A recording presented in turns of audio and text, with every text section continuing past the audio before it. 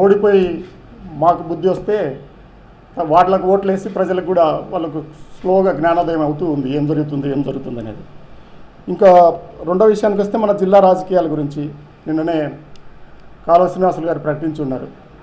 ఏమన్నారంటే ఆయన బీసీల జిల్లా ఇది, బీసీలకు చాలా అన్యాయం జరుగుతుంది, మేము వారం రోజులు టైం ఇస్తున్నాం, గడువిస్తున్నాము, రాజకీయ యుద్ధాన్ని ప్రకటిస్తాను వారం రోజుల తర్వాత అని చెప్తున్నారు. ఆయన బీసీలు అనేది ఆయన ఒక్కడే బీసీనా, మిగతా వాళ్ళంతా బీసీలు కాదా? ఆ ఎస్ఐ గారు ఒక్కడే బీసీనా? ఆ చనిపోయిన ఆయన బీసీ కాదా? బీసీలకు మేము కూడా ఏం చేస్తున్నామంటే రెండు విషయాలు, అధికారంలో ఉన్నప్పుడు ఒక రకమైన పద్ధతి, అధికారంలో లేనప్పుడు ఒక పద్ధతి ఉండకూడదు. ముఖ్యంగా నేను కాలువ శ్రీనివాసులు గారిని అడుగుతున్నా. ఒక 2 ఏళ్ల క్రితం అనుకుంటా నేను ఎక్కడో పార్లమెంట్ కమిటీలో చాలా దూరంగా ఉంటుంది. గోరంట్లలో ఒక అమ్మాయి ఆత్మహత్య లేదా మర్డర్ జరిగినప్పుడు వీధి పోరాటాలు చేశారు. అక్కడ ఎన్ని రోజులు చేశారు, ఎంత గొడవ చేశారు. ఒక బోయల్ అమ్మాయికి వాల్మీకి అమ్మాయిని చంపినారనే విషయం. మళ్ళీ అధికారం వచ్చిన తర్వాత నందికోట దగ్గర ముచ్చుమరిలో ఏమైందో అమ్మాయి శవం కూడా దొరకలే, ముక్కలుగా నరికి ఎక్కడో నదిలో పడేశారు. అప్పుడు గుర్తురాదు, ఇప్పుడే ఎప్పుడైతే ఎన్నికల ముందు ఉంటాయో అప్పుడే గుర్తొస్తాయి. మీరు ఖచ్చితంగా రాజకీయ యుద్ధం చేయాలా. మీరు ఒక బీసీ సోదరుడుగా, వయసులో పెద్దవాడిగా నేను కోరుకుంటున్నా మీరు రాజకీయ యుద్ధం చేయాలనే. దేని మీద మీరు రాజకీయ యుద్ధం చేయాలా? మీరు ఎన్నికల ముందు సెల్ఫీలు దిగారు చూడు, ఒక్కొక్క చోట తీసుకొని ఇది ఇలా ఉంది, ఇది అలా ఉంది అని. ఆ నిర్మాణాల ముందు వెళ్ళి ఇప్పుడు పూర్తి చేయడం కోసం మీరు రాజకీయ యుద్ధం చేయండి. అలాగే కళ్యాణదుర్గం వచ్చి గొంచికాడు పక్కన కూర్చొని రంగయ్య జగన్ సారు ఎస్టీ విషయంలో వాల్మీకుల గొంతు కోసారని చెప్పారే, ఇప్పుడు మీరు రాజకీయ యుద్ధం చేయాలా. రాష్ట్రంలోనే కాదు దేశంలో ఎక్కడా లేనట్టుగా కూటమి ప్రభుత్వం ఉంది. అన్ని చోట్ల ఏం చెప్తారంటే డబుల్ ఇంజన్ సర్కార్ అని చెప్తూ ఉంటారు. ఇక్కడ ట్రిపుల్ ఇంజన్ సర్కార్ ఉంది, జనసేన కూడా ఉంది మీకు యాడ్ అయ్యి. ఇప్పుడు తీసుకురండి, మేము చెప్పాం ఎస్టీ సోదరులకు ఇబ్బంది లేకుండా రిజర్వేషన్ శాతాన్ని పెంచి బోయల్ని ఎస్టీలో చేర్చండి, వాల్మీకులను ఎస్టీలో చేర్చమని చెప్పాం. ఇప్పుడు మీ దగ్గరే ఉంది కదా, పవర్ అంతా మీ దగ్గరే ఉంది. కింద మీరే ఉన్నారు, పైన మీరే ఉన్నారు. దేశంలో ఎక్కడ లేనట్టుగా ఒక పార్లమెంటు పరిధిలో 3 వాల్మీకులు ఉన్నారు, 2 మాజీ మంత్రులు ఉన్నారు, దాంట్లో ఒక ఎంపీ ఉన్నాడు. దాని మీద రాజకీయ యుద్ధం చేయండి. ఏదైతే అబద్ధాలు చెప్పారో, నేనేదో గొంతు కోసి ఏం నష్టం చేసినానో, నేనేం నష్టం చేయలేదు. మీరు సత్యపాల్ కమిటీ మీ గవర్నమెంట్లో పెట్టిన్నారు.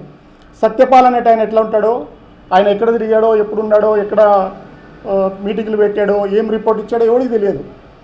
మీరైతే వచ్చి పెద్ద ఎత్తున వాల్మీకి విగ్రహాలకు, చంద్రబాబు నాయుడు ఫోటోకు, రామారావు ఫోటోకి మీరు పాలాభిషేకాలు చేసేసి వచ్చేసిందని ఊదరగొట్టేశారు. ఎస్టీ వచ్చింది సంబరాలు చేయండి అని. మేము ఎప్పుడు అట్లా చెప్పలేదు. వచ్చి కళ్యాణదుర్గంలో అత్యధికులు ఉన్నవారు, వాల్మీకులు అత్యధికులు ఉన్న చోట నువ్వు వచ్చి చెప్తివి. ఆ రోజు నీకు బీసీ గుర్తు రాలేదు. ఇప్పుడు మళ్ళీ ఎన్నికల తర్వాత గుర్తు రావట్లేదు. మొన్న ఏదో 1-2కి అట్లా చంద్రబాబు నాయుడు వీళ్ళ దగ్గరికి వెళ్ళి ఒక ఫోటో దిగేసి వస్తుంది. దాని మీద నువ్వు ఖచ్చితంగా రాజకీయ యుద్ధం చేయి. నీకు నిలబడతారు, అందరూ కూడా అండగా నిలబడతారు. ఈ జిల్లాలో కానీ ఈ రాష్ట్రంలో కానీ ఎస్టీలు కూడా ఏం పెద్ద అంత సౌకర్యాలు ఏం కాదు, గుంచుకాళ్ళు ఏం కాదు. వాళ్ళకి నష్టం లేకుండా మీరు చేయండి, మేము చూస్తాం. మీకు అధికారం ఇచ్చి ఉన్నారు కదా, పెద్ద ఎత్తున ఇచ్చి ఉన్నారు. పెద్ద ఎత్తున ఈ పార్టీకి అధికారం ఎక్కడి నుంచి వచ్చింది? రాయదుర్గం నుంచి, కళ్యాణదుర్గం నుంచి వచ్చింది.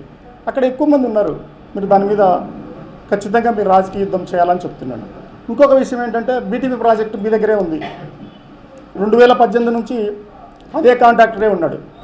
అన్ని పార్టీల్లో ఉండేటోళ్ళు వాళ్ళకి ఆయనకు సహాయ సహకారాలు ఉన్నాయి. పెద్ద ఎత్తున మన పక్కనే బ్రిడ్జ్ మీద కూడా ఊరేగినారు దానికి. ఆ రోజు నాకు పార్లమెంట్లో వారు కొత్త పార్లమెంట్ ఓపెన్ చేస్తుంటే నేను పార్లమెంట్ మెంబర్ని అయినా కానీ కూడా కొత్త దానికి నిధులు సెంట్రల్ గవర్నమెంట్ అయినట్టు నేను రాలేకపోయాను. కాంట్రాక్టర్ గారే తిరిగి వెళ్ళారు. ఆయనే 2018 నుంచి 114 చెరువులకు నీళ్ళు ఇచ్చే బీటీపీ కాలువలకు సంబంధించి ఆయనే. ఎందుకు చేయలేకపోతున్నారు? బీటీపీ ప్రాజెక్టు ఎమ్మెల్యే నువ్వే కదా, ఇతర గొంచికాడే కదా ఎమ్మెల్యే. దాని మీద రాజకీయ యుద్ధం చేయండి. మీకు వేలాది మెజారిటీ ఇస్తే, 30,000 40,000 మెజారిటీ ఇస్తే దేనికి రాజకీయ యుద్ధం చేస్తానంటావు? అది వారం రోజులు గడివిచ్చి ఏమవుతుంది? వారం రోజులు గడివిస్తే ఏమవుతుంది? బీసీలు వాళ్ళొక్కరే బీసీలా? కళ్యాణదుర్గంలోనే పసికందును బకెట్లో నీళ్ళల్లో పెట్టేసి నీటి తొట్లో చంపేసి మమత అనే అమ్మాయి చనిపోయింది, గొల్లొల్ల అమ్మాయి. కారణం ఏంటంటే ఆమె భర్తకి తెలుగుదేశం జెండా వేశారు, పసుపు కలర్ జెండా వేస్తే అతను తీసేసినాడు ఇష్టం లేక. దాని మీద రచ్చ పెరిగి ప్రతిరోజు దాదాపు 9-10 రోజులు పోలీస్ స్టేషన్లో కూర్చోబెట్టారు. అతన్ని కేసు పెట్టలేదు, కూర్చోబెట్టారు. ఆ బాధతో భయంతో ఆమె చనిపోయింది. ఒకవేళ నేను చెప్పేది అబద్ధమైతే మీరే నాయకత్వం వహించి బీసీలకు మంత్రిగా పనిచేశారు, ఎంతో కాలం నుంచి మీరు ఉన్నారు, మీరే నిజ నిర్ధారణ కమిటీ వేసి తేల్చండి. నేను చెప్పింది శాంతకుమార్ భార్య మమత ఎలా చనిపోయింది, ఎట్లా ఆత్మహత్య చేసుకుంది, వాళ్ళ పసికందు ఎలా చేశారో మీరు చూడండి. అంత దూరం ఎందుకు? సీబాయిలో మా జెండా కడితే జెండా కట్టను కూల్చేసినారు, మా సాక్షి విలేకరుల మీద SC ST కేసు పెట్టారు, మేము FIR తీసుకోవడానికి కూడా మాకు చాలా టైం పట్టింది. తర్వాత చాకల రామాంజనేయ ఆయన ఇదే విషయంలోనే అక్యూజ్డ్గా ఉండి చనిపోయినాడు. వాళ్ళు బీసీలు కదా, కేవలం అక్కడ ఉండేటైనా బీసీనా? అక్కడ ఉండే కురుబ ఆయన కూడా లింగమే కూడా బీసీనే.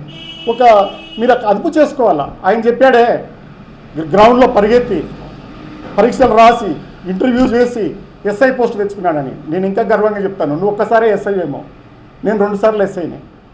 95 బ్యాచ్లో నేనే SIని. మొట్టమొదటి ఆంధ్రప్రదేశ్ పోలీస్ అకాడమీలో ఫస్ట్ రిజైన్ చేసింది కూడా నేనే.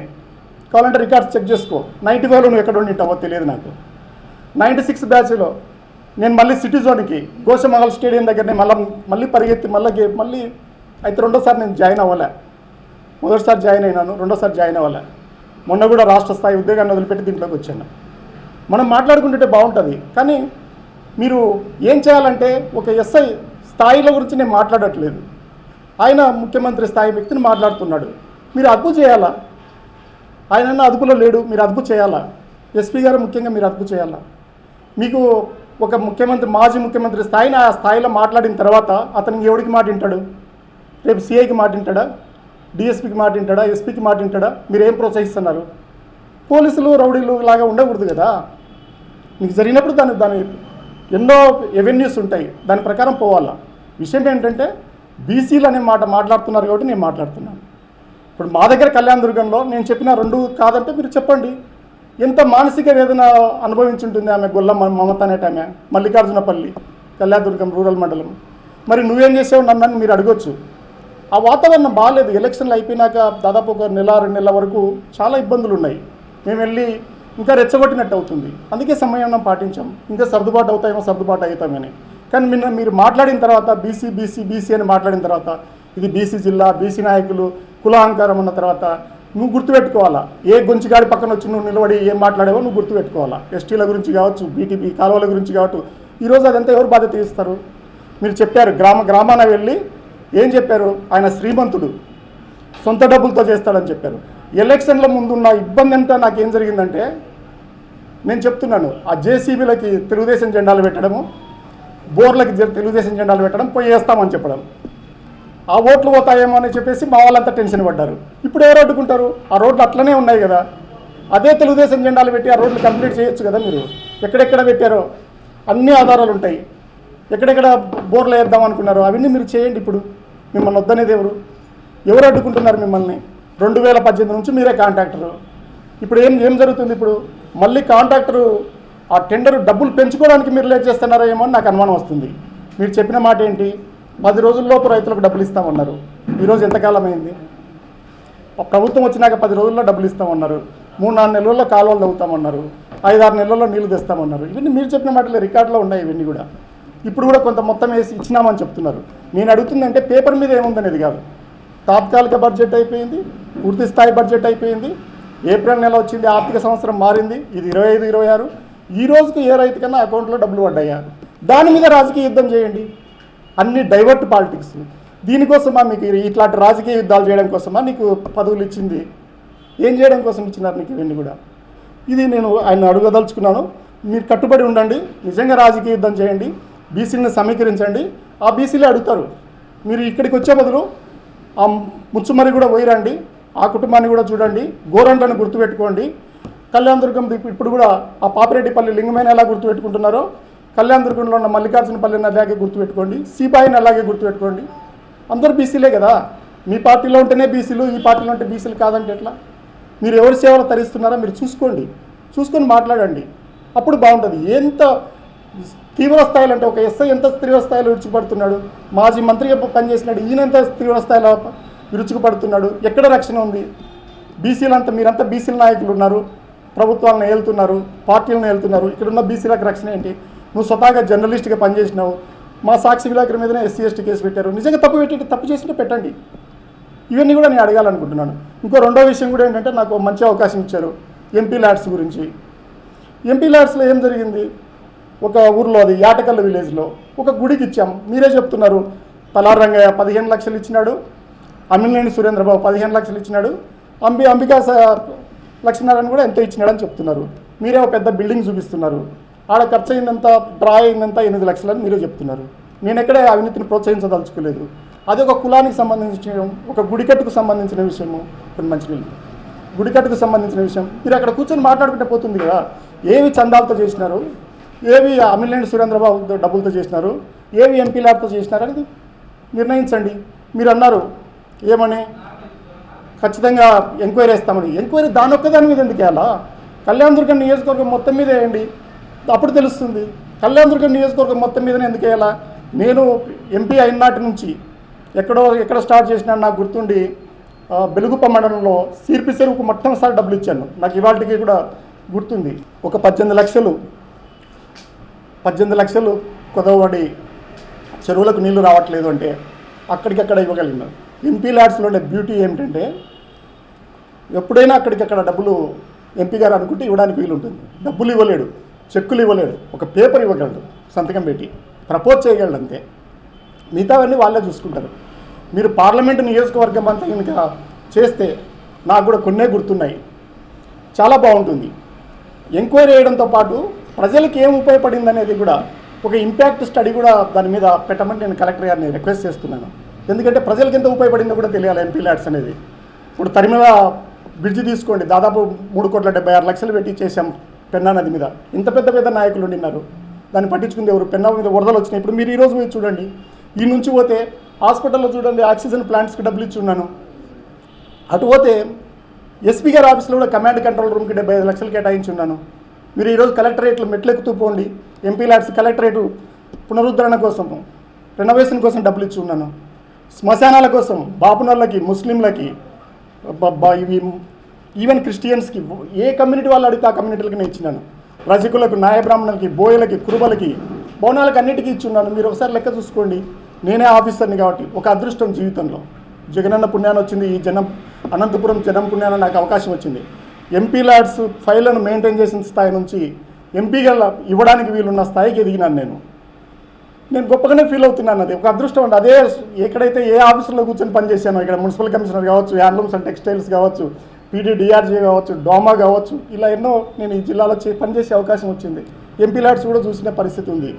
నాకు దాంట్లో తెలుసు కాబట్టే నేను ఇంకా మెరుగ్గా చేయగలిగినాను. ఈవెన్ కరోనా ఎఫెక్ట్ కూడా ఎంపీ ల్యాడ్స్ మీద పడకుండా నేను ఎక్కువ డబ్బులు తీసుకురాగలిగినాను. ఆక్సిజన్ ప్లాంట్స్ ఇవ్వడం అంటే చిన్న విషయమా? ఇప్పుడు ఇదే చెప్తున్నాను, మళ్ళీ తిరిగి ఎంపీ ల్యాడ్స్లో చెప్తే ఈయన నిలబడిన వ్యక్తులు, నిన్న ప్రెస్ మీట్లో మాట్లాడిన వ్యక్తులు ఎవరు? మాజీ చైర్మన్ రమేశ్వరుడు, అట్లాగే బీఆర్ ఈశ్వరుడు ఆర్డీఓగా పనిచేసి ఉన్నారు. మీరు వయసులో పెద్దవాళ్ళు పనిచేసి ఉన్నారు. అది అంత అవసరమా? ఆడికి వచ్చి మాట్లాడాల్సినంత ఏముంటుంది? ఇప్పుడు నేనే డిమాండ్ చేస్తున్నాను, అన్నిటి మీద ఎంక్వైరీ అయ్యండి. ఎక్కడ తప్పు చేసినా కూడా ఎవరిని వదిలిపెట్టొద్దని నేనే చెప్తున్నాను.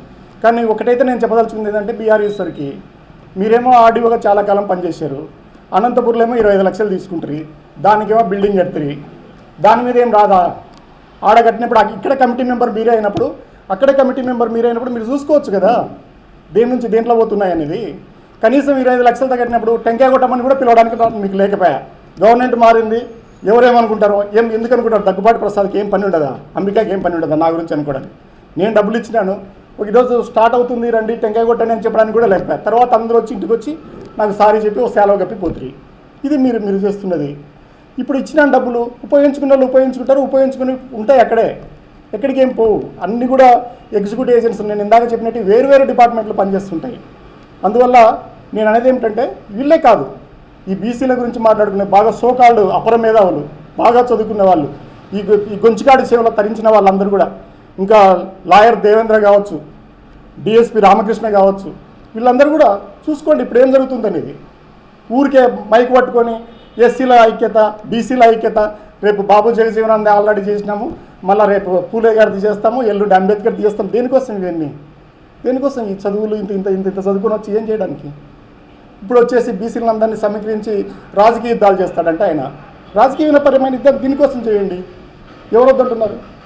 ఇప్పుడు నాకు దీనికి అవకాశం వస్తే మళ్ళీ తిరిగి వెన్నికి వెళ్తే అన్ని చోట్ల కూడా పని ఎక్కడెక్కడ మంచి పనులు జరిగినాయో ఎంపీ లాడ్స్తేనే తెలుస్తుంది. నాకు కూడా అది చాలా మంచిది. ఇంకోటి కూడా బీసీలు ఎలా బతుకుతున్నారు, ఎస్సీలు ఎలా బతుకుతున్నారు అనేది కూడా తెలుస్తుంది. 90% జనాభా ఉన్న ఎస్సీలు బీసీలు ఉన్న చోట బీసీగా నేను ఎట్లా ఓడిపోతాను, పీహెచ్డీ చేసి చదువుకునే ఆఫీసర్ కూడా నేను ఎట్లా ఓడిపోతాను, తిరిగి ఆయన 10వ తరగతి చదివిన ఆయన ఎట్లా పాస్ అవుతాడు, ఎట్లా గెలుస్తాడు, తిరిగి ఏదో చిన్న సన్న జీవాలు 5 లక్షలు 10 లక్షలు 15 లక్షలు తీసుకుని పోయింటారు. ఏమొస్తుంది దాంట్లో? 18% ఎంతనో జిఎస్టీనే కట్ అవుతుంది. ఇంతవరకు నేను కాంట్రాక్టర్ ఎవరు అనేది కూడా చూసిన పుణ్యాన్ని, నేను మళ్ళీ కలిసిన పుణ్యాన్ని లేదు. నేను ఎప్పుడైనా టెంకాయ కొట్టడానికి పోతే ఆయన కాంట్రాక్టర్ అయినా టెంకాయ ఇస్తే కొట్టడం తప్ప అంతకంటే చేసింది ఏమీ లేదు. ఇప్పుడు మీరు నిజంగానే తెలుసుకోవాలనుకుంటే, రాజకీయంగా అవినీతిని అరికట్టాల, కాంట్రాక్టర్ల అవినీతిని అరికట్టాలనుకుంటే ఈ దేవేంద్రప్ప కానీ, డిఎస్పి రామకృష్ణ కానీ, ఆ మాజీ మున్సిపల్ చైర్మన్ కానీ, లేదా ఇంకొక ఆయన బిఆర్ ఈశ్వర్ కానీ పోయి ఇక్కడే లోకల్గా మా కళ్యాణదుర్గం ఎమ్మెల్యే గారి ఇల్లే ఉంది, చూసి రాకండి. ఒక జీవితకాలంలో ఎంత సంపాదించవచ్చో తెలుస్తుంది, వ్యవస్థలను ఎట్లా చేయొచ్చో తెలుస్తుంది. ఆ ఇంటి ముందున్న రోడ్డుకు ఎవరు అనుమతి ఇచ్చినారు? అంతంత పెద్ద టన్నేజ్ పోయేటట్లుగా రోడ్లు వేయడానికి ఎవరు అనుమతులు ఇచ్చినారు? అహుడా ఆఫీస్ ఇచ్చిందా? మున్సిపల్ ఆఫీస్ ఇచ్చిందా? ఎవరు ఇచ్చినారు? అవన్నీ కూడా అవన్నీ తెలుస్తాయి. దీంట్లో కాంట్రాక్టర్ అవినీతి ఎంత ఉంటుంది? 26% 28% లెస్ కేసి మళ్ళీ వేల కోట్ల రూపాయలు వస్తున్నాయంటే ఈ వ్యవస్థను అందరూ అర్థం చేసుకోండి. దేనికోసం చదువులు, దేనికోసం బీసీ కాన్సెప్ట్లు, దేనికోసం ఎస్సీ కాన్సెప్ట్లు ఏమిటికి ఉపయోగపడతాయి? ఒక ఆయన ఇంత స్థాయికి ఎదుగుతున్నాడు, అందరూ ఎవరు మెదపలేకున్నారు, ఒక పేపర్లో రావట్లేదు, ఒక టీవీలో రావట్లేదు, ఇట్లాంటివి జరుగుతున్నాయంటే దేనికోసం? అవన్నీ కూడా అర్థం చేసుకోవాలా. ఇప్పుడేం మాట్లాడుకుంటే మనమే మాట్లాడుకోవాలా. అప్పుడు అందుకనే నేను ఇవన్నీ కూడా మాట్లాడదలుచుకున్నాను. 24 గంటలు కొట్టుకుంటారు. ఈ పేపర్లు, పాత పేపర్లు తీసి చూడండి, ఎవరు కొట్లాడుకున్నారు? కాలువ వర్సెస్ కాపు. ఇద్దరు కలిసి మళ్ళీ కళ్ళందరికీ వచ్చి నన్ను ఓడగొట్టడానికి గొంచికాడి పక్కన కూర్చుంటారు. ఏముంది దాంట్లో? గొంచికాడిలో ఏముంది? ఏముంటుంది? అన్ని కులాల వాళ్ళు వచ్చి ఆడ కూర్చొని మాట్లాడిపోవడానికి ఏముంటుంది? డబ్బే ఉంటుందా? ఇంకేమైనా ఉంటుందా? అప్పుడు అనిపించదా బీసీ కాన్సెప్ట్లు అట్లా? అప్పుడు అనిపించవా? అన్ని రోజులు మంచిగా ఉండి నేను ఫ్లెక్సీ కాపాడుకోలేనని మన కాపు రామచంద్రారెడ్డి చెప్పా. ఫ్లెక్సీ నాగిరెడ్డిపల్లిలో వేసింది. నాకేం పని ఉంటుంది ఫ్లెక్సీతో? రంగయ్య ఎప్పుడు ఫ్లెక్సీలు వేసుకోడు. ఒకవేళ నిజంగానే వేసుకుంటే కాపాడుకునే శక్తి నాకుంది. ఆ ఫ్లెక్సీ నువ్వు వేసింది, నువ్వు కాపాడుకోవాలి నీ సొంత ఊర్లో. నాకేం పని ఫ్లెక్సీలతో? నేను ఫ్లెక్సీలు చూసుకొని వచ్చినోడిని కాదు, బుక్కులు చదువుకొని వచ్చినోడిని, లైబ్రరీలో కూర్చొని చదువుకొని వచ్చినోడిని, సొంతంగా వచ్చినోడిని. జనం దయతో, జగన్ దయతో నేను ఎంపీగా నిలబడినోడిని. కానీ ఏమిటంటే మీరు మాట్లాడుతున్నారు కాబట్టి నేను తిరిగి మాట్లాడకపోతే బాగుండదని చెప్తున్నాను. మీరు ఎంపీ ల్యాడ్స్ మీద వేసుకోండి, నిరభ్యంతరంగా వేసుకోండి, నిస్సంతంగా వేసుకోండి. ఎట్లయినా మీరు వేస్తే మోడీకి రాస్తామన్నారు, ఇంకా వీలైతే ఐక్యరాజ్య సమితికి కూడా రాయండి. వేరే దేశాలకు కూడా పోయేటట్టు ఏం పర్వాలేదు. ఎస్బీఐ కాబట్టి ఎఫ్బీఐ వచ్చి చెక్ చేసుకుంటుంది, చూస్తారు. కనీసం ఎక్కడ తిరిగినాను కూడా నేను అనుకుంటున్నాను మండలానికి ఒక పనైనా కనిపిస్తుంది, శ్మశానాల పైన పేరు కనిపిస్తుంటుంది. పోడ్లు చాలా చోట్ల కొట్టేసినారు, ధైర్యం చాలకనో అసూయపడో ఏదన్నా. నేనైతే ఇప్పటికీ నమ్ముతున్నాను. శ్మశానాల కోసం ఎంతో ఖర్చు పెట్టి ఉన్నాను. దాని మీద ఎవరు అడిగినాను కూడా సాధ్యనాతో దానికి టాప్ ప్రయారిటీ ఇచ్చున్నాను. కళ్యాణదుర్గంలో అయితే నీళ్ళ కోసమే దాదాపు 69 బోర్లు వేస్తే 66 బోర్లు సక్సెస్ అయిన సందర్భం ఉంది. నీళ్లు పడ్డాయి, జనాలు సంతోషపడ్డారు. నీళ్లు పడ్డాయి, జనాలు సంతోషపడ్డారు. లైట్లు ఇచ్చినాం, వెలుగుతూ ఉన్నాయి. నేను ఎప్పుడు చూసుకోలేదు. ఇప్పుడు చూడండి, ఒక కళ్యాణదుర్గం అనేది పార్లమెంట్ అంతా పెట్టండి, చూద్దాం.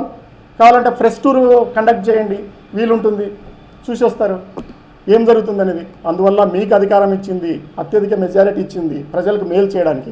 మీరు నిజంగానే మేలు చేయదలుచుకున్నారా?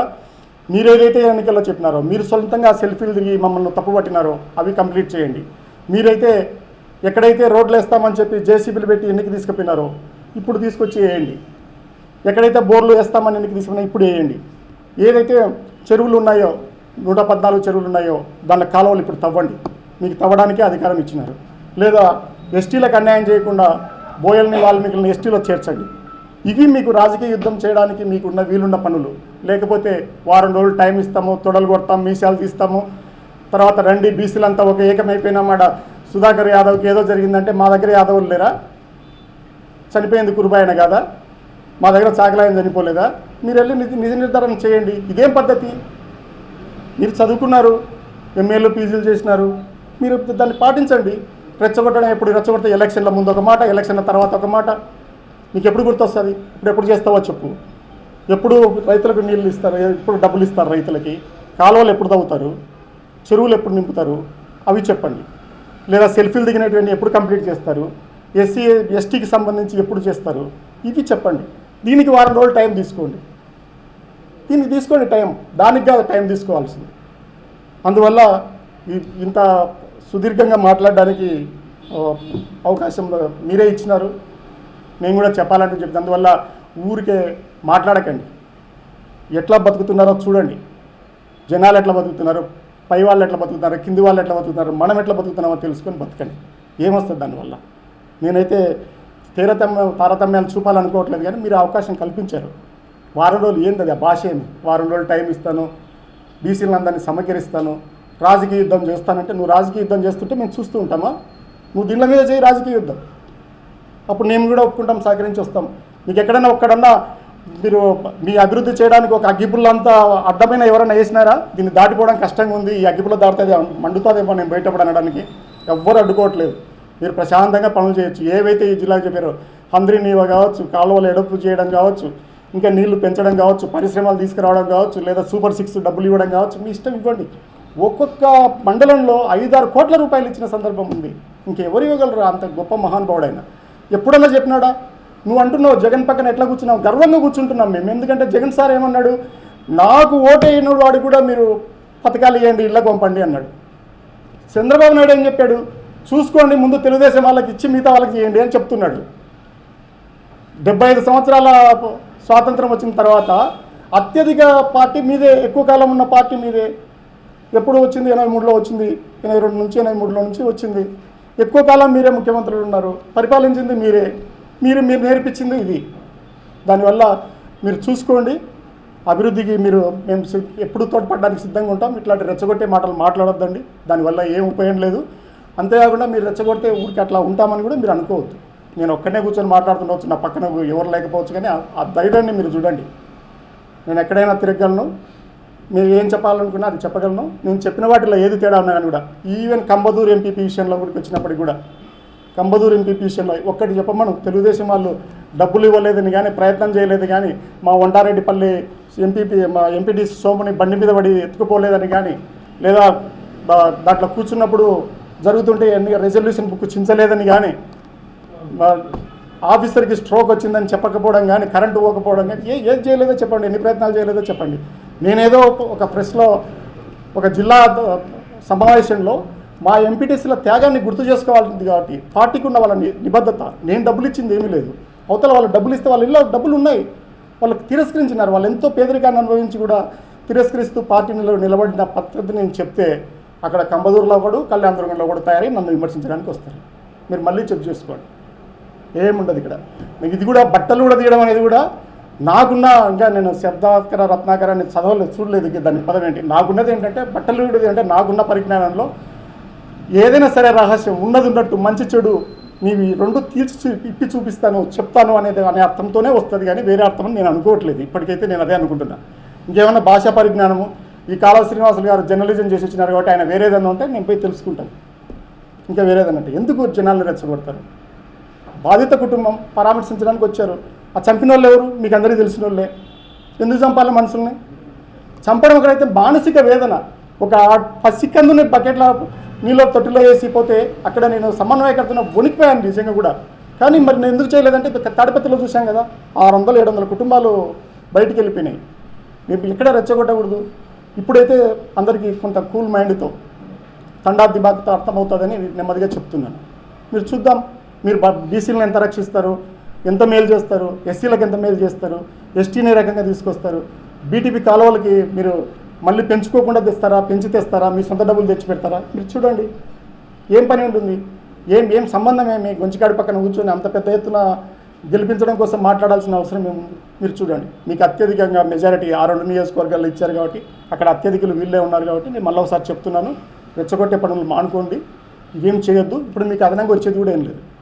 అతనికి ఏదో ఒక డైరెక్టర్ ఇచ్చారు, వాల్మీకి డైరెక్టర్, అంతకంటే ఇంకా పెద్ద పోస్టులు ఏం లేవు. మళ్ళీ ఇప్పుడు నామినేటెడ్ పోస్టులు ఏమొస్తాయో తెలుసు. నువ్వు నా మీద విమర్శించిన తర్వాత అంతే ఏమన్నా రమేష్ నాకు డౌట్ వస్తుంది ఏమిటంటే అప్పుడు దెబ్బలు తగిలినాయని చెప్పేసి నువ్వు హాస్పిటల్లో వస్తే నీకోసం గుంచుకాడు వచ్చినాడు కాలువ శ్రీనివాసులు వచ్చి పలకరించినాడు నిజంగా నిజమైన దెబ్బలేనా అసలు గొడవట్లు అంత జరిగిందనేది ఇప్పుడు డౌట్ వస్తుంది నువ్వు ఇవన్నీ చేస్తున్న తర్వాత నిజంగానే నాకు డౌట్ వస్తుంది అందువల్ల చూసుకో గుంచికాల సేవలు తరించండి ఏమి ఇబ్బంది లేదు ఇంకా మీరు మీ పిల్లలు అందరూ తరిస్తూ ఉంటారు ఏమి ఇబ్బంది లేదు మీకు అది సంతోషంగా ఉంటే చేసుకోండి డిఎస్పీగా పనిచేసినారు లాయర్లుగా పనిచేసినారు ఆర్డీఓలుగా పనిచేసినారు మున్సిపల్ చైర్మన్లుగా పనిచేసినారు మీరు ఎప్పుడు తెలుసుకుంటారు నేను ఎప్పుడో మొట్టమొదటి వాల్మీకి జయంతిలో చెప్పినాను పందెపు కోడిలాగా కొట్టుకొని ఎందుకు చేస్తారని ఈ కోడికి ఆ కోడికి పగ ఏముంటుంది రెండు కత్తులు కట్టుకొని మరి ఎందుకు చేస్తాయి యజమానుల కోసం చేస్తాయి ఉసుకొల్పితే కుక్కల్లాగా ఉసుకొల్పితే పందకోళ్ళలాగా కొట్టుకొని సావడానికి ఆ జాతి ఉండేది బీసీలు ఉండేది ఎస్సీలు ఉండేది దేనికోసం ఇది ఎవడు మరి ఫ్యాక్షనిజంలో చరిత్రలు తీస్తే ఎవడు నాశనం అయిపోయినాడు ఎవడికి సంపదలు పెరిగినాయి ఎవడికి తగ్గినాయి ఏమనుకుంటున్నారు ఒకే పనిలో ఒకే హింసలో వీళ్ళ కుటుంబాలు చేస్తే వీళ్ళు ఎట్లా ఉంటున్నారు వాళ్ళ కుటుంబాలు చేస్తే వాళ్ళు ఎట్లా ఉంటున్నారు కులాల గురించి మనం మాట్లాడుకోవడం ఎందుకు వ్యక్తుల గురించి మాట్లాడుకోవాల్సిన రావడమే పొరపాటు పెద్ద ప్రజాస్వామ్య దేశం గొప్పది ఎన్నోసార్లు పడి లేచింది మిమ్మల్ని పడగొట్టి లేపింది మమ్మల్ని పడగొట్టి లేపుతుంది మాకు నమ్మకం ఉంది మీరేం చేశారో 4 ఏళ్ళు అసలు కనపడకుండానే విన్నారు వచ్చినారు లేకపోతే ఎక్కడ దగ్గుపాటి ఎట్లా గెలుస్తాడు ఏముంది ఎక్కడ ఆమెని ఎట్లా గెలుస్తాడు ఇదే జరిగేటప్పుడు ఇంకెందుకు ఎలక్షన్ కమిషన్ మూసేసి వేలం పద్ధతిలో పెట్టేస్తే పాయ కదా పాడుకోండి మేమెందుకు ఉద్యోగాలు మానుకొని ఇంకోటి ఆశ పెట్టుకొని ఎందుకు తిరగాల మళ్ళీ కొత్త వాళ్ళు రాజకీయాల్లోకి వచ్చి ప్రజలు ఒప్పుకుంటారేమో చేస్తారని ఎందుకు వేలం పాట వేడేసేసి 75 కోట్ల 85 కోట్ల మాట్లాడుకోండి అయిపోతుంది దానిల గురించి మాట్లాడండి ఏం మాట్లాడతారు ఇంతకంటే సాధించేది ఏముంది ఈ అద్దరం పోయేటోళ్ళమే కదా ఈరోజు కాకపోతే రేపు దానిల గురించి ఏం మాట్లాడతారు అందువల్ల తెలుసుకోండి